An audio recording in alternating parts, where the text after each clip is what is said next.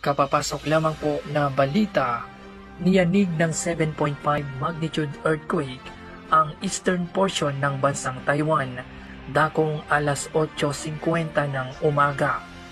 Agad silang nagpalabas ng tsunami warning kasunod ng malakas na lindol. Narito po ang ilan sa mga footage ng lindol.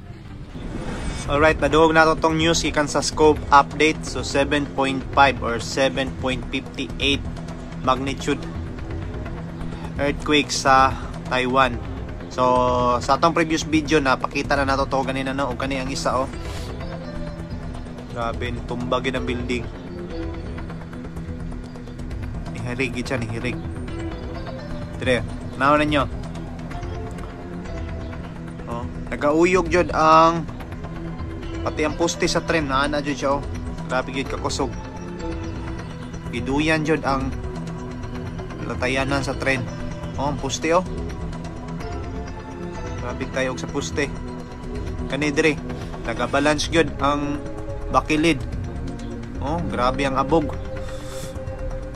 Yusef. Ala. Abog.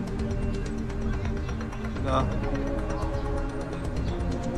Tanaw na kani ang tulay gina-shake yun, ginaduyan yun. Grabe. So i-pray na to ang ato mga kapamilya nga nasa Taiwan, mga kadungis.